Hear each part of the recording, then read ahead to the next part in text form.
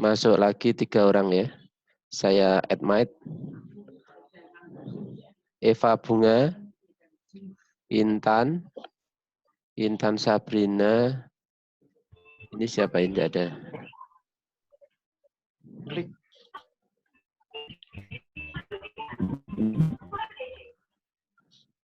Sudah ada berapa peserta ini? 1, 2, 3, 4, 5, 6, 7, 8, 9 orang ya. Bentar lagi kita mulai kelasnya ya. 1 menit lagi kita mulai kelasnya.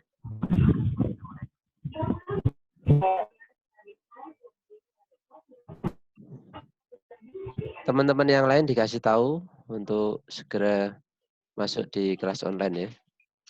Kemarin sudah saya kirimkan link dari kelas online ini ya. Ya, Pak.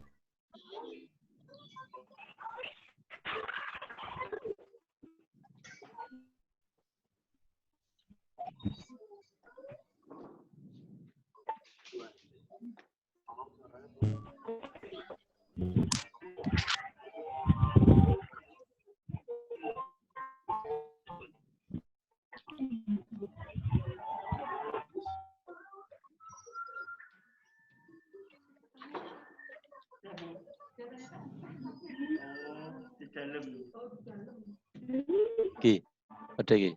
Ini beli Bu. Cek note. Oke, sudah masuk semuanya ya. Sudah 12 peserta ya, saya kira sudah cukup. Kita akan segera mulai.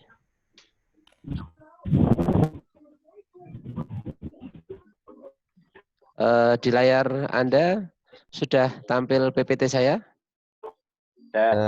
Sudah ya. Baik, kita mulai kelas online hari ini. Assalamualaikum warahmatullahi wabarakatuh. Waalaikumsalam warahmatullahi wabarakatuh. Ya, pada hari ini kita masuk pada kelas online mata kuliah interaksi manusia dan komputer ya. Kemarin sudah kita lalui kelas online, sudah saya share link YouTube-nya ya. Kemarin berkaitan dengan faktor ergonomik sudah kita pelajari. Kemudian setelah itu kemarin kita masuk di materi piranti interaktif. Sudah Anda pelajari. Kemudian kita masuk hari ini pada materi interaksi manusia dan komputer. Materinya adalah ragam dialog. Bentar ya.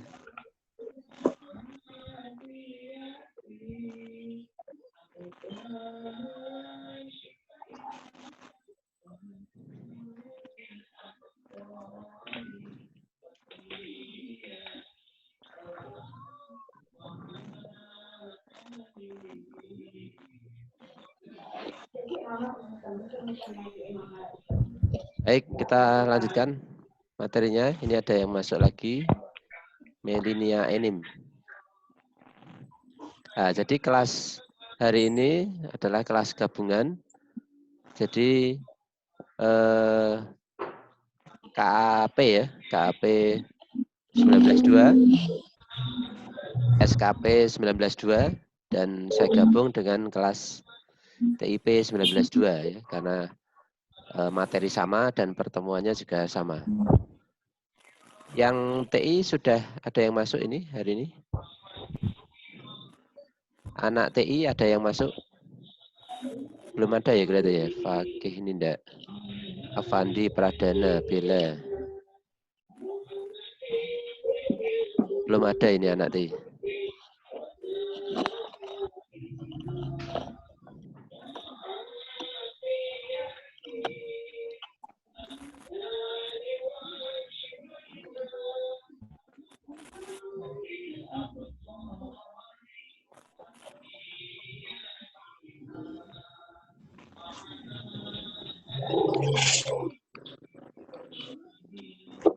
Bentar, saya panggil anak TI dulu.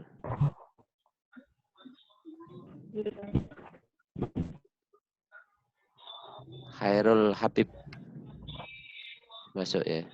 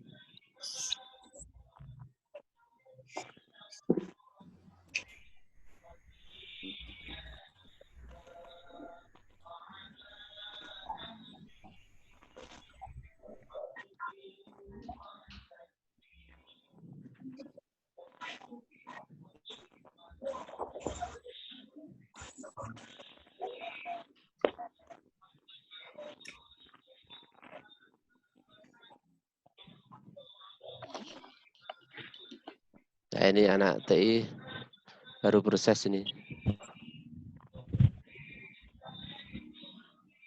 Oke, kita lanjutkan ya. Materi tentang ragam dialog atau interface ya, tampilan pada menu-menu yang bisa Anda desain. Ragam dialog atau dialog style merupakan cara pengorganisasian berbagai teknik dialog interaktif ya, yang memungkinkan terjadinya komunikasi antara manusia sebagai user ya dengan komputer. Jadi ketika kita berinteraksi, kita membutuhkan adanya ragam dialog yang menarik dengan tampilan yang user friendly, menarik, dan komunikatif tentunya ya. Tujuan perancangan antarmuka atau interface dengan berbagai dialog pada dasarnya adalah untuk mendapatkan satu kriteria yang sangat penting dalam pengoperasian sebuah program aplikasi ya, sehingga ada aspek ramah dengan pengguna atau user friendly. Ya. Jadi ada yang sudah tahu ragam dialog itu apa? Interface ya, interface tahu enggak? Ada yang antarmuka ya. Interface itu antarmuka atau tampilan ya, bahasa mudahnya adalah tampilan pada aplikasi yang Anda akan desain. Kemudian beberapa sifat penting dari ragam dialog ya, ketika Anda membuat ragam dialog, hal-hal apa yang perlu kita perhatikan? Yang pertama adalah kita adanya inisiatif dulu, jadi menu-menu apa saja yang akan kita buat, fitur-fitur apa yang akan kita buat. Ya, yang kedua adalah keluasan ya, fleksibel ya. Yang ketiga kompleksitas, jadi tentunya ketika fitur aplikasi kita adalah kompleks, bagaimana mendesain sebuah tampilan interface yang user friendly ya, walaupun sangat kompleks ya fitur yang ada. Nah, jadi kompleksitas ini perlu Anda perhatikan ketika akan mendesain sebuah aplikasi. Kemudian ada kekuatan atau kelebihan dari aplikasi yang Anda rancang interface-nya ya. Ada beban informasi. Jadi banyaknya informasi Anda kemas menjadi interface, tampilan interface yang menarik ya. Ini anak TI masuk ya, Ainur Rifki. Oke ya, selamat pagi Mas Ainur. Yang baru gabung, ini kita sudah kuliah online. Nanti materinya saya kirimkan via WA ya ke Google Drive. Jadi karena ini pembatasan waktu, 40 menit sehingga materinya kelihatannya tidak semuanya tersampaikan ya, sehingga untuk materi yang tidak tersampaikan bisa Anda pelajari di Google Drive. Dan jangan lupa nanti absennya Anda masuk di Siakat ya untuk absensinya di Siakat, dan Anda juga absensi di link YouTube yang nanti saya kirim ya di kolom komentar. Sudah paham ya untuk absensinya ya? Jadi absensinya dua kali ya. Absensinya maksudnya 2 kali itu di link Siakat dan link YouTube.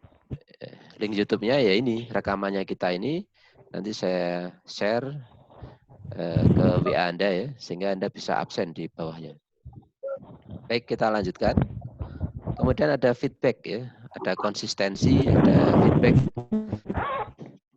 Kemudian ada observabilitas. Jadi ketika Anda ingin membuat sebuah dialog interface, Anda harus observasi dulu. Ya, Anda harus wawancara dulu. Anda harus melihat ke lapangan dulu bagaimana kira-kira tampilan yang Anda desain. Apakah sudah menarik bagi user atau belum ya. Nah, ini perlu dilakukan observasi. Kalau belum menarik, tampilan seperti apa yang menarik ya. Ini perlu sebuah observasi, perlu sebuah wawancara, sebuah pengujian ya kepada user yang menggunakan aplikasi yang Anda desain. Kemudian ada kontrolabilitas, efisiensi, dan keseimbangan. Ya, jadi pasti sebuah aplikasi ini dibuat supaya efisien. Ya, ketika Anda masuk di aplikasi Gojek, Anda masuk di aplikasi Grab atau semacamnya ya, atau aplikasi online yang lain berbasis Android ataupun berbasis web, pasti harapannya adalah supaya efisien ya. Waktu yang Anda pakai untuk memesan barang, memesan makanan ya, untuk mengantarkan Anda ke tempat yang Anda tuju, efisien, cepat ya. Ini harapan dari ragam dialog. Sehingga ketika Anda masuk di aplikasi Gojek misalkan ya, tampilannya sangat user friendly. Orang yang tidak paham komputer akan mudah dan nyaman menggunakan aplikasi tersebut ya. Itu yang namanya ramah untuk user atau user friendly. Nah, jadi harapan dari desain ragam dialog ini memang ada beberapa hal ya yang bisa Anda lihat di layar monitor Anda. Kemudian penjelasan dari beberapa hal tadi ya, ada inisiatif ya. Inisiatif dapat menentukan tipe-tipe pengguna yang dituju oleh sistem yang dibangun. Ya, ada 2, yaitu inisiatif oleh komputer, inisiatif oleh pengguna ya. Pengguna diharapkan memahami sekumpulan perintah dengan sintaks tertentu ya.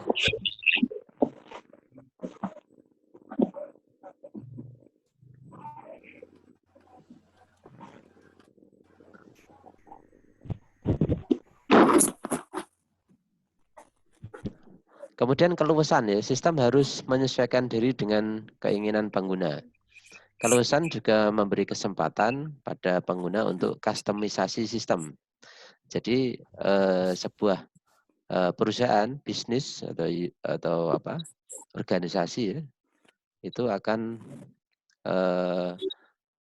dibuatkan aplikasi, permintaan dari mereka untuk pembuatan aplikasi itu pasti disesuaikan dengan keinginan mereka atau custom ya. Customisasi itu sesuai dari permintaan klien atau user. Jadi sudah banyak aplikasi yang ada di pasaran, misalkan aplikasi akuntansi, ya. Ada Mayop, ada Accurate, dan ada aplikasi yang lain. Tapi bisnis, perusahaan atau organisasi dalam pencatatan transaksinya tidak menggunakan aplikasi tersebut. Kenapa? Karena konsep customisasi ini ya. Jadi mereka merasakan customizing pada aplikasi yang sudah ada di pasaran selain premium berbayar, juga tidak sesuai dengan unit bisnis mereka ya. Yang mungkin kalau UMKM itu kan tidak membutuhkan pencatatan transaksi yang kompleks seperti yang ada di Mayop ya, sehingga mereka membutuhkan aplikasi yang fleksibel atau luas ya, sehingga perlu dikustomisasi aplikasi yang akan dibuat. Kompleksitas, kita tidak perlu menggunakan atau membuat antarmuka lebih dari apa yang diperlukan. Kekuatan jumlah kerja yang dapat dilakukan oleh sistem untuk setiap perintah yang diberikan pengguna. Misalkan pengguna ahli memberikan respon positif terhadap perintah-perintah yang powerful. Beban informasi, yaitu penyajian informasi, harus disesuaikan dengan penggunanya. Konsistensi, perintah harus mempunyai sintaksis yang terstandarisasi ya. Konsistensi bukan berarti semua interface harus terlihat sama. Kemudian tampilan layout. Konsisten menggunakan tampilan sehingga user tahu di mana harus melihat instruksi. Nah, jadi tampilan layout pada fitur-fitur yang disajikan ya perlu dibuat tampilan yang standar. Icon-icon yang dibuat juga icon-icon yang standar. Information coding ya berkaitan dengan warna dan highlight atau kecerahan ya, kecerahan dari tampilan juga perlu diperhatikan dalam mendesain sebuah aplikasi ya, tampilan interface. Komen, penggunaan nama perintah atau instruksi ya. Kemudian standard key. Jadi ada standar-standar key yang sudah dipakai oleh aplikasi lain itu bisa menjadi standar untuk dijadikan perancangan pada program yang akan Anda buat nantinya ya. Ini ada yang masuk lagi. Saya admit. Ini aja Fajar, Eva Bunga, Revi, Bella, Intan. Ini siapa ini? HP ini. Khairul Habib, Fakih Hikaf, ya, Satria Cakra. Ini siapa ini?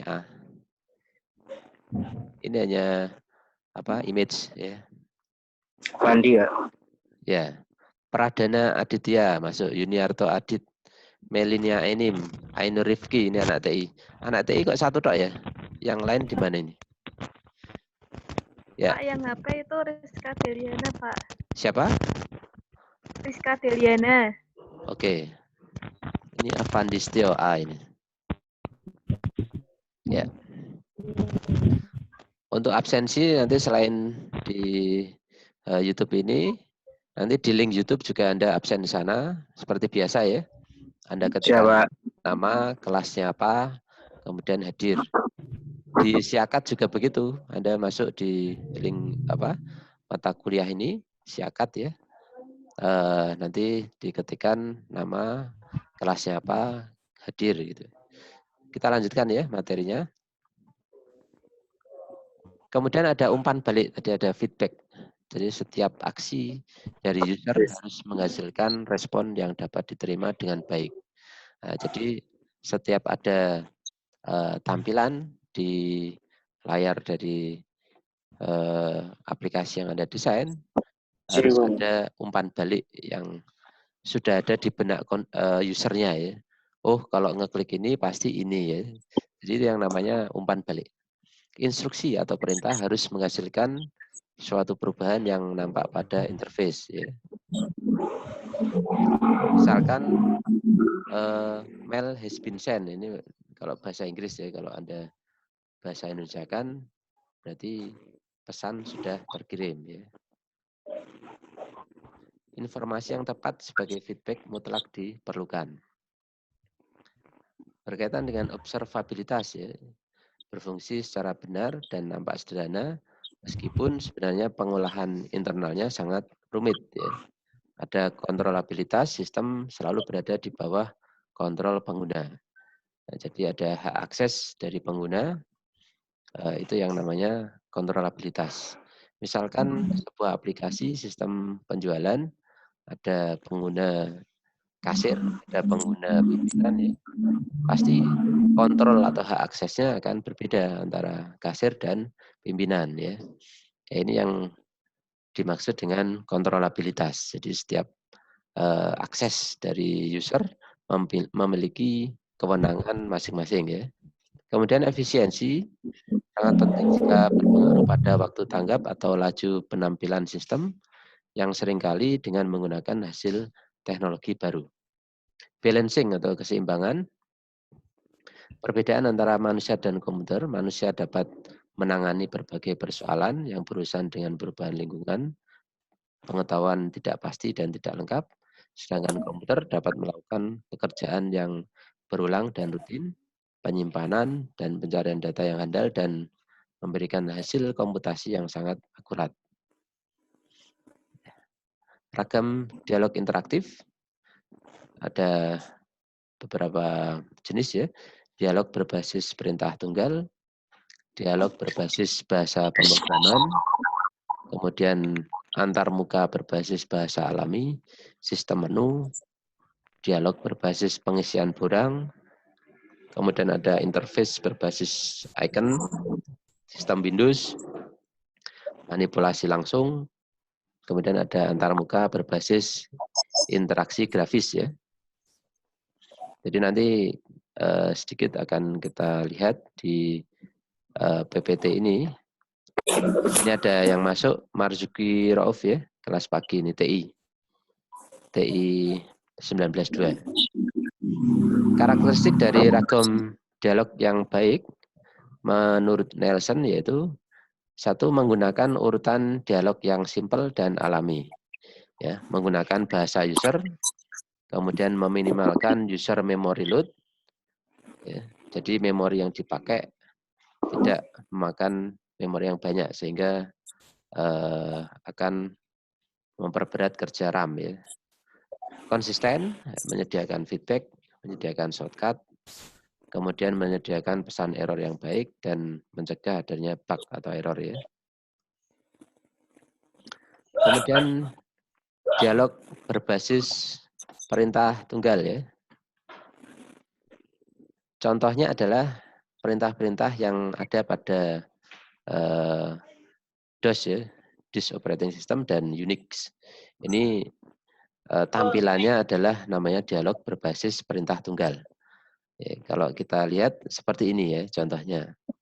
Ini adalah bentuk desain interface ragam dialog berbasis perintah tunggal.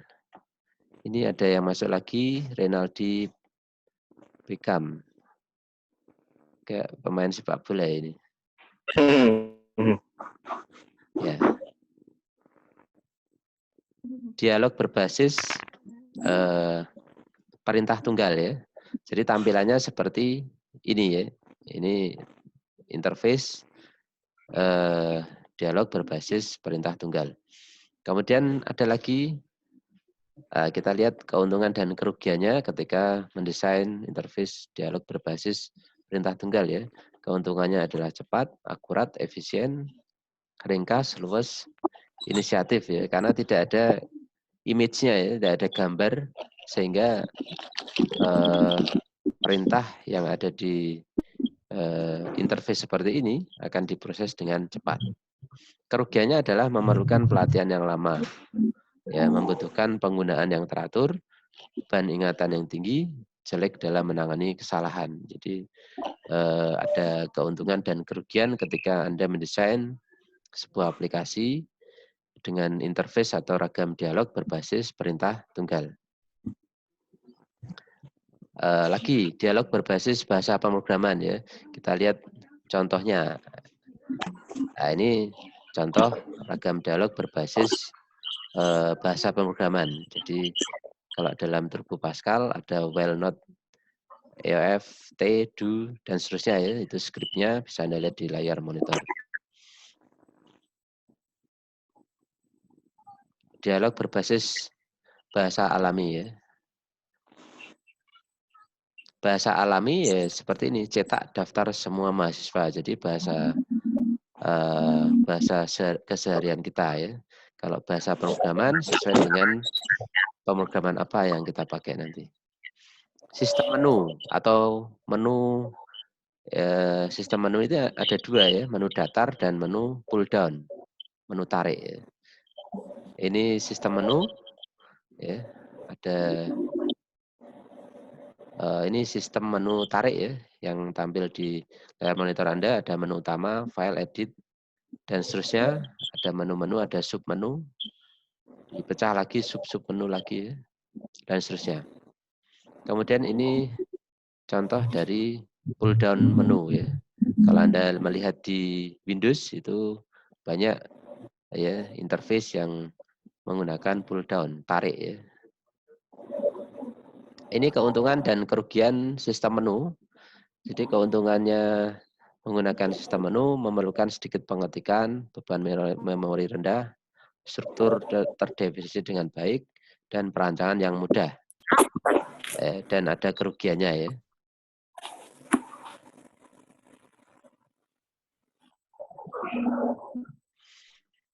Kerugiannya adalah seringkali lambat, memakan ruang layar, tidak cocok untuk aktivitas pemasukan data, tidak cocok untuk dialog terinisiasi pengguna, tidak cocok untuk dialog terinisiasi campuran ya.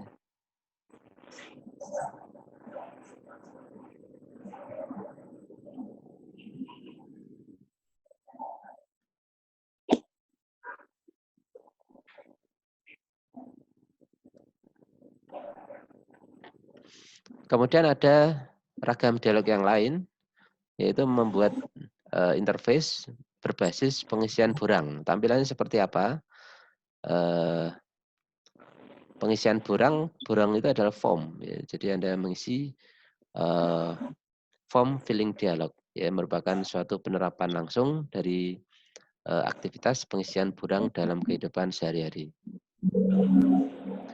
Hal yang perlu diperhatikan dalam perancangan tampilan adalah adanya proteksi tampilan, ya, adanya batasan medan tampilan, isi medan, dan medan opsional. Ya. Kemudian ada default, tentukan tempatnya apakah pada bagian yang tidak dapat diakses pengguna ataukah pada bagian pemasukan data. Ada menu help, ya, ada navigasi, ya. Ada pembetulan kesalahan dan penyelesaian. Ini keuntungan dan kerugian ketika menggunakan interface berbasis pengisian borang ya. Keuntungannya pengguna sudah terbiasa dengan pengisian borang dan lain-lainnya. Kemudian kerugiannya seringkali lambat, memakan ruang layar, ya, dan lain sebagainya. Ini feedback ya.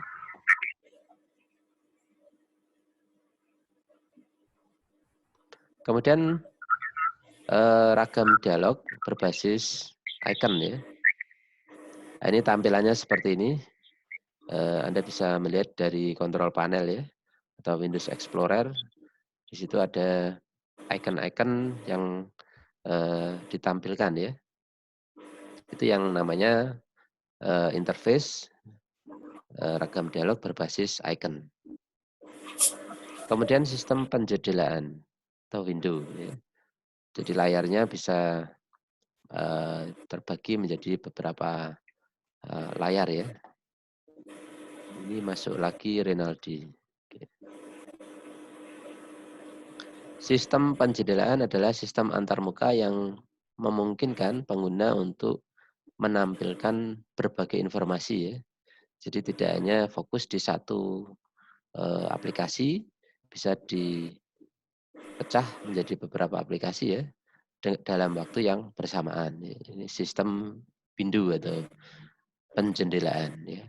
Jadi ketika Anda membuat sebuah aplikasi berbasis window, berarti Anda harus memikirkan kebutuhan dari RAM Anda ya. Apakah cukup ya. Dan tentunya diperhatikan kapasitas memori dari aplikasi yang Anda buat ya. Jenis-jenis jendela adalah ada jendela TTY, ada time multiplex window, ada space multiplex window, ada jendela non-homogen ya. Jendela TTY, jendela yang paling sederhana, contohnya adalah ketika Anda berada pada .prom. Ya. Time multiplex window, ya. Contohnya adalah text editor, menu tarik. Space multiplex window, contohnya pada Microsoft Windows XP. Ya. Kemudian ada jendela non-homogen, contohnya pada icon dan zooming video. Untuk memperbesar zoom atau memperbesar image. Ya. Ini manfaat dari interface berbasis window ya, penjendelaan. Kemudian ada manipulasi langsung, ragam dialog yang menyajikan langsung suatu aktivitas oleh sistem kepada pengguna sehingga aktivitas itu akan dikerjakan oleh sistem komputer ya. Penerapan manipulasi langsung yaitu sistem pembangkitan dan penyaluran listrik yang terhubung dengan sistem secara online ya. Kemudian ada contoh dari manipulasi langsung ini adalah simulator ya. Misalkan aplikasi simulator penerbangan ya. Keuntungan dan kerugiannya bisa Anda lihat dari layar monitor Anda. Kemudian ada ragam dialog berbasis interaksi grafis. Ya. Tampilannya seperti Anda ketika membuka Microsoft Windows, Microsoft MS Word ya. Di atas sendiri ada interaksi grafis ya. Itu yang namanya ragam dialog berbasis interaksi grafis. Ya. Oke, saya kira pertemuan hari ini cukup sekian ya, karena waktunya di aplikasi ini hanya 40 menit maksimal ya. Saya absen dulu di aplikasi. Ada Fajar Sekti ya. Ada Fakih Hikaf. Saya absen dari aplikasi. Bella Paras. Intan Sabrina. Galaxy Mini ini siapa ini? Ini siapa ya? Marzuki Rauf ya. Ini siapa ini?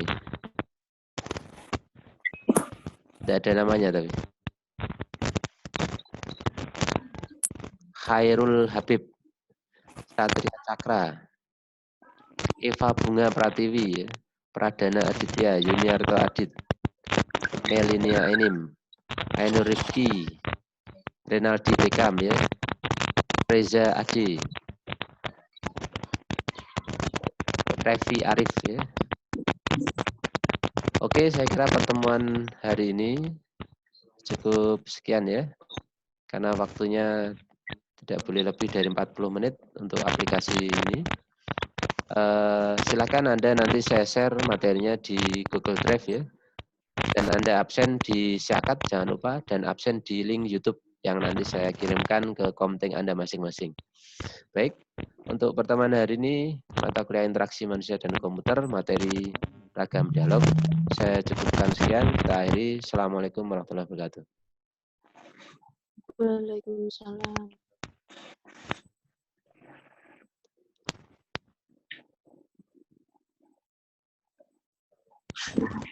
Malah betul, jancuk.